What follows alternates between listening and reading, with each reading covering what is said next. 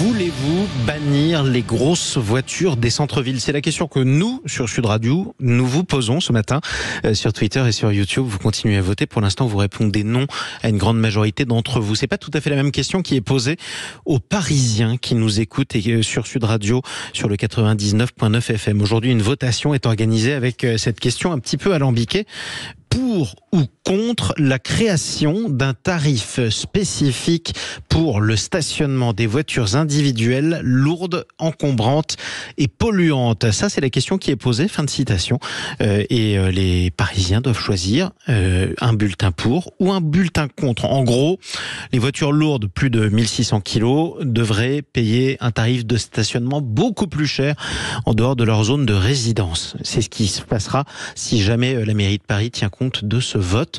On en parle avec nos deux invités et on en débat surtout. Géraud Guibert, bonjour à vous. Et bienvenue sur Sud Radio, président du think tank La Fabrique écologique. Nous sommes également en direct sur Sud Radio avec Fabrice Godefroy. Bonjour à vous. Bonjour. Et bienvenue également sur Sud Radio. Vous êtes expert mobilité et environnement pour 40 millions d'automobilistes. Alors, Fabrice Godefroy, on a posé plusieurs questions. Nous, on parle sur Sud Radio de grosses voitures. Concrètement, est-ce que c'est comme ça qu'on peut résumer un SUV ou pas? Un SUV, c'est plus gros que les voitures que les autres voitures? Non, le terme de SUV, ça n'a strictement rien à voir avec une taille. Alors effectivement, la mairie de Paris a défini 1,6 tonne pour les voitures thermiques et électrifiées et 2 tonnes pour les voitures électriques. Mais non, un SUV, vous pouvez avoir un tout petit SUV, c'est juste une forme et c'est pas une caractéristique générale. Alors c'est une forme un peu surélevée par principe. Oui, mais ça c'est complètement logique que ça soit surélevé. Je ne demande pas de le justifier, non, mais je cherche juste la définition, Fabrice Godefroy, parce que c'est vrai que c'est important. La mairie de Paris elle-même a beaucoup de mal à définir ce qu'est un SUV, c'est la raison pour laquelle elle parle de poids. Alors un SUV, si on veut faire un comparatif, effectivement c'est pas un break. Ouais. Alors que ça peut être un break peut être plus lourd, c'est pas une berline, c'est une voiture qui est un peu plus compacte, mais un peu plus haute effectivement. Et voilà, c'est comme ça qu'on pourrait le qualifier. Géraud Guibert, on vous a retrouvé? Oui, sur tout à Sud fait, Radio. Votre définition du SUV à vous, en tout cas? Écoutez, je crois que je rejoins la définition qui vient d'être donnée. La grande difficulté de la votation de la mairie de Paris, une des grandes difficultés, c'est qu'en effet, la définition n'est pas très claire. Or, la définition, si on était logique, elle devrait être uniquement sur la base du degré de pollution d'ensemble de ce type de voiture, qui serait là, à ce moment-là, une démarche, après tout, compréhensible et logique. Mais là, en effet, la définition n'est pas très claire. La définition est toujours difficile. Alors, en tout cas, on a un poids. Concrètement, est-ce qu'une voiture plus lourde, puisque c'est sur ça que la mairie s'arrête, ça pollue davantage? Question d'abord pour vous, Fabrice Godefroy, et ensuite pour vous, Géraud Guibert. Alors, bien sûr que non. Bien sûr que non, pour la simple bonne raison, c'est que les voitures sont de plus en plus lourdes, pour plusieurs raisons. C'est parce qu'il y a de plus en plus d'options de sécurité, des options de confort, des options de dépollution qu'il faut essayer de placer de plus en plus, des systèmes SCR, filtres à particules, bref. Ça pèse si lourd que ça, un filtre à particules? C'est un élément supplémentaire, puis il n'y a pas que ça, vannes EGR, des turbos qui se sont généralisés, et puis dans la sécurité, il y a d'autres choses aussi. Effectivement, la sécurité en tout cas pour les passagers. Et puis surtout, il y a les véhicules électrifiés. Oui. C'est-à-dire un véhicule électrifié, c'est quoi? C'est un véhicule thermique, plus un moteur électrique. Donc forcément, ça c'est pour les hybrides effectivement qui sont concernés aussi, bien sûr. Même si c'est dans une moindre mesure par la décision que voudrait prendre la mairie de Paris. Alors sur les 1,6 tonne, c'est thermique et électrifié. Donc si, ils sont dedans.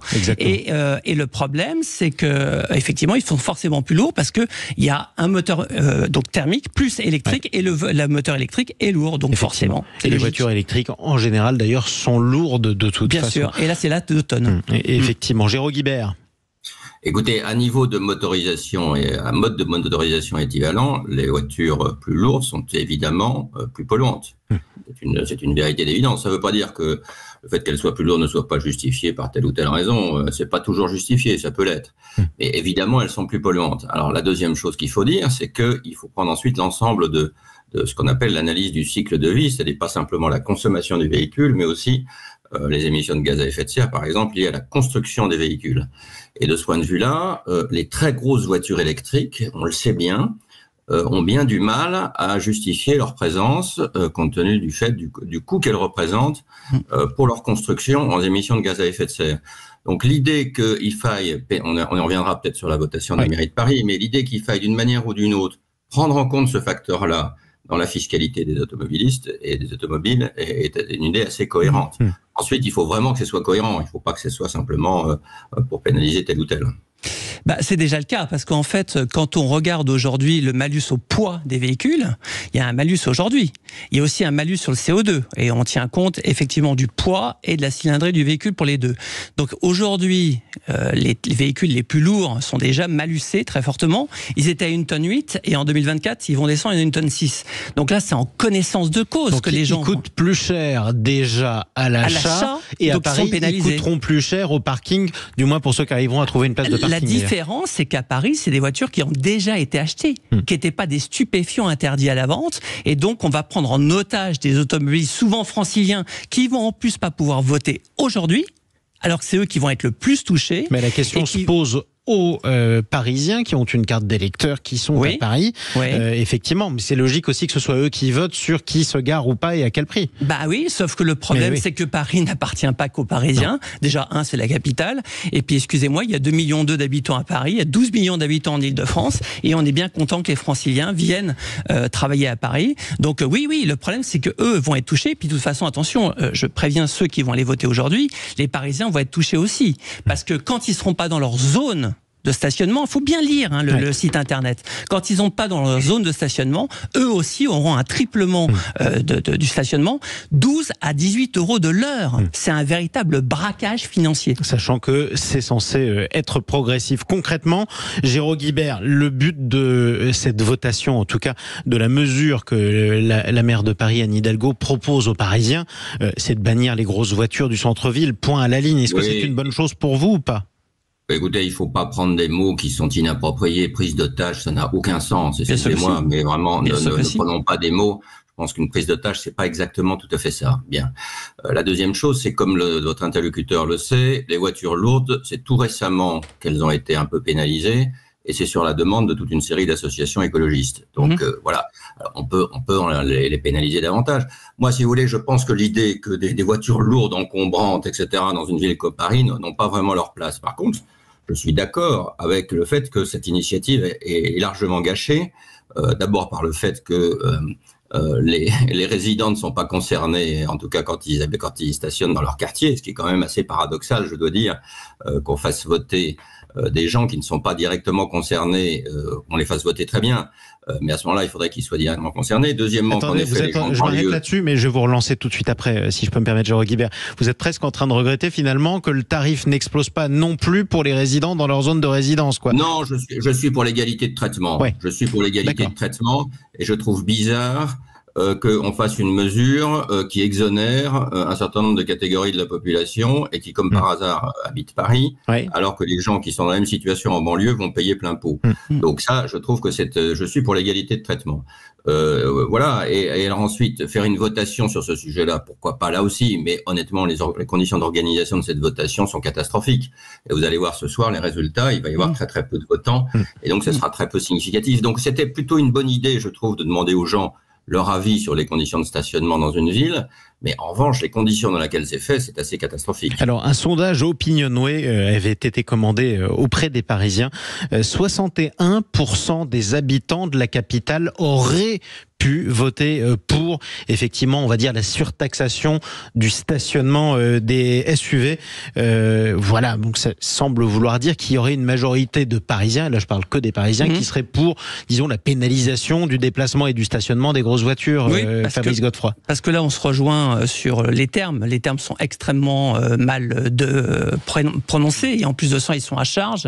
Donc effectivement, les Parisiens en plus peuvent se passer de la voiture. Et, de toute façon, parce que effectivement, quand on habite à Paris, qu'on travaille dans Paris, à la limite, on peut se passer de la voiture. Ce que je dis vaut aussi pour Lyon, d'ailleurs, où le même genre de politique est prévu. Ça vaudrait sur le papier autant à Bordeaux, par exemple, qu'à Toulouse ou à Marseille. Oui, tout à fait, on est bien d'accord, on parle des grandes villes et des centres-villes. De toute façon, Paris, c'est la capitale des mauvaises idées, donc effectivement, ça risque d'arriver ailleurs, ça c'est clair. Ce qu'on est en train de dire, et c'est important malgré tout, Fabrice Godefroy, vous-même, on n'a plus besoin de voitures en centre-ville ?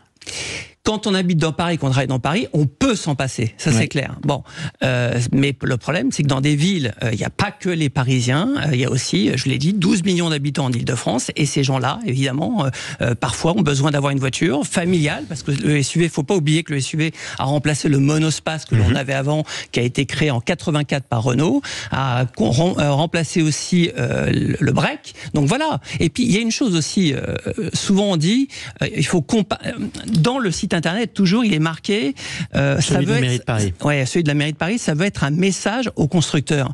Mais là c'est pas aux constructeurs qu'on va lancer le message, c'est aux franciliens ou aux gens qui vont se garer et qui vont recevoir une amende, enfin qui vont être sanctionnés au niveau du stationnement. Donc c'est eux qui vont qui vont pâtir de cette solution-là. Et cela étant dit, c'est vrai qu'il est permis aussi de s'interroger malgré tout sur le fait qu'aujourd'hui, près de 47% des nouvelles immatriculations, c'était en 2023, concernaient de près ou de loin des SUV. C'est une tendance lourde sur le marché auto. Oui, mais de toute façon, ça va continuer. Ça va continuer pour la simple bonne raison, je l'ai dit, à partir du moment où on veut avoir des véhicules électrifiés. On va avoir double technologie, donc ça va monter le véhicule parce qu'en plus les batteries sont dans le sol en fait de la voiture, donc ça monte la voiture. Et puis aussi il y a une autre chose qu'il faut. Toutes les électriques sont pas des SUV, les Tesla sont pas des SUV, les dernières Hyundai. Oui, alors justement c'est ce que je voulais dire. La deuxième chose, c'est qu'on peut avoir des petites citadines électriques, sauf que l'autonomie à partir du moment où la batterie est petite, c'est une petite autonomie. On va avoir 300 km en WLTP. Ça suffit pour rouler en ville. Oui, mais par contre c'est pas une voiture familiale pour partir. Donc c'est bien le problème. Et les gens veulent pas payer une voiture plus chère, électrique, pour avoir moins d'autonomie. Le mot de la fin pour Géraud Guibert. Je crois qu'il ne faut pas enfermer les gens dans des solutions techniques qui n'ont pas d'avenir. Tout le monde sait bien que l'avenir en ville, pour des raisons de pollution de l'air et d'encombrement, c'est aux petites voitures électriques. Tout le monde le sait bien. Et donc, il faut trouver les moyens pour orienter les consommateurs vers ce genre de produits. Ça peut, la votation, le régime fiscal peut évidemment y aider. Mais là où, évidemment, il y a la clé, c'est en effet la politique des constructeurs. Et de ce point de vue-là, ce qui est assez inquiétant, en effet, c'est que aujourd'hui, sur le segment, disons, des voitures, quand vous cherchez aujourd'hui une berline, vous ne trouvez plus que des SUV. Donc, il y a une espèce de généralisation des SUV qui ont l'inconvénient de polluer davantage, et qui ont l'inconvénient d'être très lourdes, et qui ont l'inconvénient aussi, en ville, et dans une ville à Paris très dense, c'est évidemment un inconvénient, d'être très encombrante. Et donc, il faut progressivement orienter les consommateurs vers des petits véhicules électriques dans ce type de ville. Je ne dis pas forcément en zone rurale, en zone périurbaine ou dans d'autres agglomérations. C'est ce qu'en tout cas fera Renault d'ailleurs cette année avec le lancement de la très attendue Renault 5 électrique, malgré tout, Géraud Guibert, en un mot. Oui, absolument. Ça commence à se faire, mais disons que aujourd'hui, la situation n'est quand même pas très satisfaisante sur ce plan-là. Voilà. Et donc, je pense que c'est une orientation. D'ailleurs, votre interlocuteur le reconnaît, que il y a une augmentation de la taxe sur les véhicules lourds et que c'est assez logique dans la suite des événements. C'est logique. En tout cas, oui, enfin bon, en tout cas, il s'en est réjoui. Donc moi aussi, je m'en réjouis. Non, pas du tout. J'ai dit qu'elle existait. En tout cas, il a reconnu. J'ai dit qu'elle existait et que justement, on n'avait pas besoin de cumuler en plus et de pénaliser sur le stationnement. Je vous propose qu'on reprenne la route ensemble un de ces 4 matins sur Sud Radio. Géraud Guibert et Fabrice Godefroy. On suivra les résultats de cette consultation consultative pour le coup des Parisiens aujourd'hui. Merci à vous, Géraud Guibert, président du think tank La Fabrique écologique. Merci à vous également, Fabrice Godefroy, expert mobilité et environnement pour 40 millions d'automobilistes.